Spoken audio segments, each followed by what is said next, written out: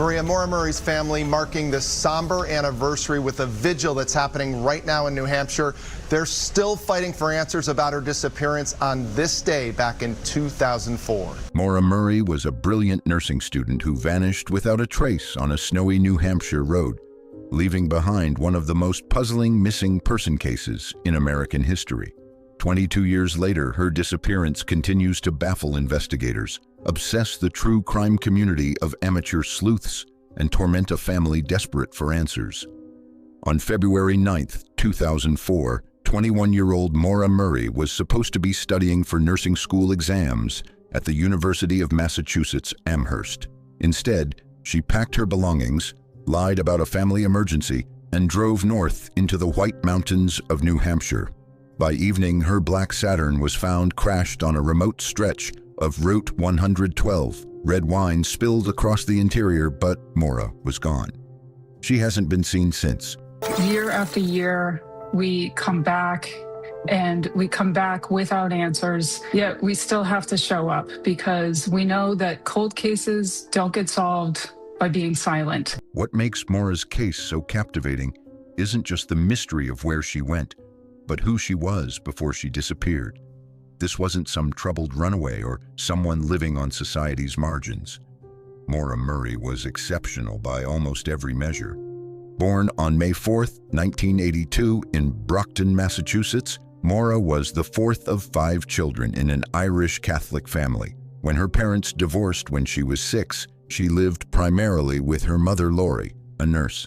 You still believe this case can be solved? I have to. Hope is the only thing that fuels families like mine. From an early age, Maura displayed the kind of drive and intelligence that set her apart from her peers. As a high school student at Whitman-Hanson Regional High School, Maura dominated both academically and athletically.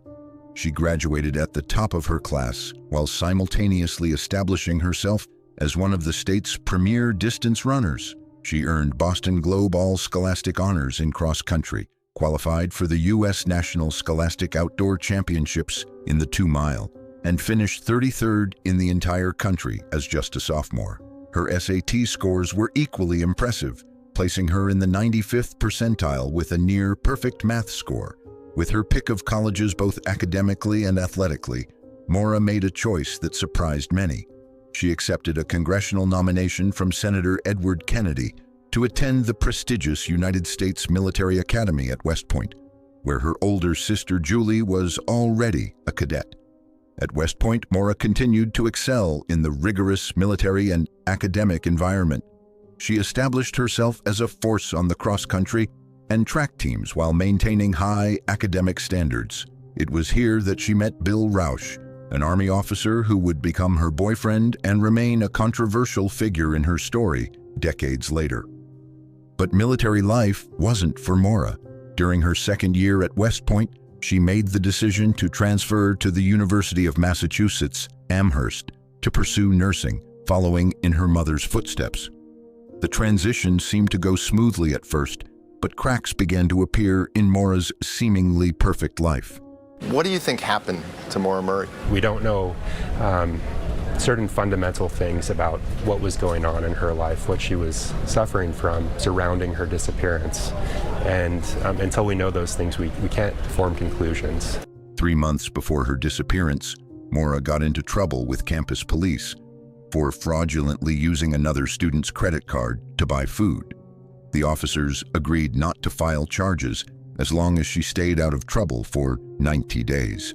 This incident, while relatively minor, hinted at stress or financial pressures that weren't immediately apparent to those around her.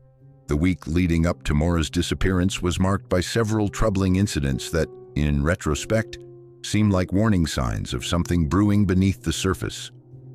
On February 5th, while working her campus security job, Maura suddenly broke down in tears after receiving a phone call. When a supervisor asked what was wrong, she simply said, "My sister." The nature of this call and which sister was involved has never been definitively established, but it clearly shook Maura deeply.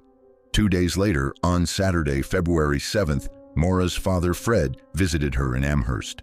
They spent the day car shopping, looking for a replacement for Maura's aging 1996 Saturn. That evening, they were joined by one of Maura's friends for dinner. After dropping her father off at his motel, Maura took his Toyota Corolla to attend a party at her dorm. What happened next set off a chain of events that would lead directly to her disappearance. In the early morning hours of Sunday, February 8th, while driving back to her father's motel after the party, Maura struck a guardrail on Massachusetts Route 9 in Hadley. The damage was extensive, nearly $10,000 worth, effectively totaling Fred's car. At 4:49 a.m., there was a mysterious cell phone call placed to her boyfriend Bill from Fred's phone.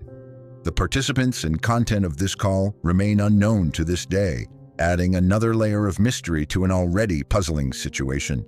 February 9th, 2004 began like any other Monday at UMass Amherst, but Maura's actions throughout the day would later be scrutinized by investigators, journalists, and amateur sleuths for decades to come. Just after midnight, Maura used her computer to search for directions to Burlington, Vermont, and the Berkshires region of Massachusetts. These searches suggested she was planning some kind of trip, but her destination and purpose remained unclear. Later that morning, she emailed her boyfriend Bill, writing, "I love you more, stud. I got your messages, but honestly, I didn't feel like talking too much of anyone. I promised to call today, though. Love you, Maura." The tone was affectionate, but also suggested she was going through something difficult. At 1 p.m., Maura called the Salamones, owners of a condominium at the Seasons at Attitash Resort in Bartlett, New Hampshire, asking about renting the place. 13 minutes later, she called one of her classmates for unknown reasons. At 1:24 p.m., she sent an email to her nursing school supervisor, claiming she would be away for a few days due to a death in her family. Her relatives later confirmed that no such death had occurred. Around 3:30 p.m., Maura got in her Saturn and drove off campus. Her first stop was an ATM, where surveillance cameras captured the last confirmed images of her at 3:40 p.m. as she withdrew $280 in cash. The footage shows her alone, appearing calm and purposeful. Next, she visited a local liquor store, purchasing $40 worth of alcohol, including a box of Franzia wine, Kahlua, and vodka. She also traded in 79 bottles and cans for store credit worth $3.99. The amount of alcohol seemed excessive for one person, leading to speculation about whether she was meeting someone or planning an extended stay somewhere. At 4:37 p.m., Maura made what would be her final recorded phone call, dialing her own voicemail. The call lasted 4 minutes. Nobody knows who left the messages she listened to or what they contained, but this remains the last confirmed communication from Maura Murray. When investigators later examined Maura's dorm room, they discovered something chilling. She had packed up all her belongings in boxes and removed the artwork from her walls. On top of the boxes was a printed email to her boyfriend. She had taken clothing, toiletries, college textbooks, and birth control pills with her, suggesting she planned to be away for an extended period. What happened next has become one of the most analyzed traffic accidents in criminal history. At approximately 7:15 p.m., Maura's black Saturn left the road on Route 112 near Woodsville, a small village in Haverhill, New Hampshire. The car came to rest partially in a ditch, its front end damaged and airbags deployed. Red wine from her purchases had spilled throughout the interior. At 7:27 p.m., Faith Westman, who lived nearby, called 911 to report seeing a car in the ditch. When asked about the driver's condition, she initially reported seeing a man smoking a cigarette, though her husband later suggested she might have seen a red glow rather than an actual cigarette. This discrepancy would later fuel speculation about what really happened at the scene. 15 minutes later, at 7:42 p.m., Butch Atwood, a school bus driver returning from dropping off students after a day of skiing, stopped his bus to offer assistance. Atwood later described seeing a young woman who appeared shaken up but declined his help. She told him she had already called AAA, though this was almost certainly impossible given the lack of cell phone coverage in the area at that time. "I just wish I could have gotten her to come with me," Atwood later said, "But I am a big man, over 350 pounds. She may have gotten into a car with someone who was clean-cut." This statement would prove prophetic, as many investigators now believe Maura may have accepted a ride from a stranger. Atwood continued home and called 911 to report the accident. When Sergeant Cecil Smith of the Haverhill Police Department arrived at the scene at 7:46 p.m., just 19 minutes after the initial 911 call, Maura Murray was gone. In her abandoned car, police found a AAA card, blank accident report forms, gloves, compact discs, makeup, and diamond jewelry, driving directions to Burlington, her favorite stuffed animal, and a book called Not Without Peril, about mountain climbing in the White Mountains. Missing were her debit card, credit cards, cell phone, and some of the alcohol she had purchased. None of these items have ever been found or used since her disappearance. Between 8 and 8:30 p.m., about an hour after the accident, a contractor driving home from Franconia reported seeing a young person moving quickly on foot eastbound on Route 112, roughly 4 to 5 miles from where Maura's car was discovered. This remains the only potential sighting of Maura after the crash, though it has never been confirmed. Adding to the mystery, one witness reported seeing a police SUV parked nose-to-nose with a dark sedan between 7:33 and 7:37 p.m., about 10 minutes before Sergeant Smith officially arrived at the scene. If this timeline is accurate, then an unidentified vehicle was at the crash site before the official police response. The identity of that driver remains unknown. The investigation into Maura's disappearance was complicated from the beginning by jurisdictional issues, conflicting witness accounts, and what the Murray family perceived as a lack of urgency from local law enforcement. From the start, investigators seemed to favor the theory that Maura had run into the woods and either died by exposure or taken her own life. However, despite extensive searches involving helicopters, search dogs, and ground teams, no trace of Maura was ever found in the surrounding wilderness. No footprints led into the woods, no clothing or belongings were discovered, and cadaver dogs found no scent trail. The Murray family, led by Maura's father Fred, and later by her sister Julie, fought tirelessly for a more comprehensive investigation. They called for FBI involvement, given that Maura had crossed state lines, but were met with resistance from New Hampshire police, who declined federal assistance. Fred Murray believed from early on that his daughter had been abducted and was dead. "That's my daughter, I do believe," he stated in 2019 when cadaver dogs responded to a nearby house. The tension between the family's conviction that foul play was involved and law enforcement's focus on suicide or accidental death created friction that persisted for years.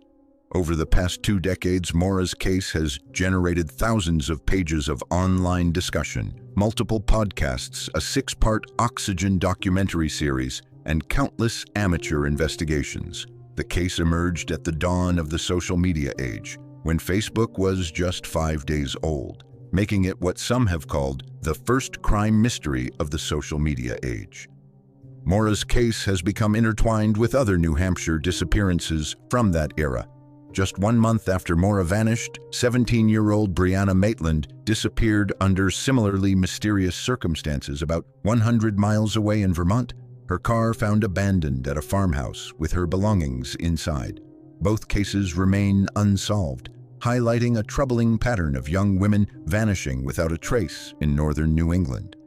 In 2017, journalist James Renner published True Crime Addict: How I Lost Myself in the Mysterious Disappearance of Maura Murray, proposing the theory that Maura traveled into New Hampshire with a tandem driver. The book sparked new interest in the case, but also controversy over Renner's investigative methods and theories about Maura's personal life.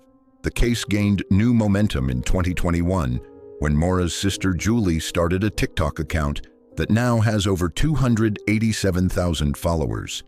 In February 2024, Julie launched the Media Pressure podcast, allowing the Murray family to control the narrative around Maura's case for the first time. In January 2022, the FBI issued a national alert in Murray's case and created a violent criminal apprehension profile. allowing multiple law enforcement agencies to share information. Maura's information was also entered into NamUs, the National Missing and Unidentified Persons System, the official federal database for missing persons cases.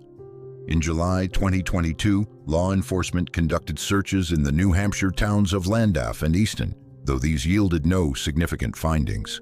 The most significant development in the case came in March 2025, when it was revealed that fingerprints found on evidence in Maura's car matched those of Stephen Baldwin, a former West Point cadet who attended the academy at the same time as Maura. According to Baldwin, who attended West Point under the birth name Stephen Finkelstein, he was in a relationship with Maura during their time as cadets and even acted as her student representative during judicial proceedings. He left West Point within a week of when Maura withdrew from the school and changed his name after her disappearance in 2004. Baldwin was arrested in Ohio on unrelated charges including animal cruelty, grand theft, bribery, and fraud, for which he was sentenced to 15.5 years in prison. When his fingerprints were entered into the national database, they matched evidence from Maura's case. New Hampshire State Police Detective Charles West told Ohio authorities that Baldwin was his #1 suspect. When questioned by the FBI in spring 2024, Baldwin claimed his prints had been found on a CD or CD case in Maura's car, but denied any involvement in her disappearance.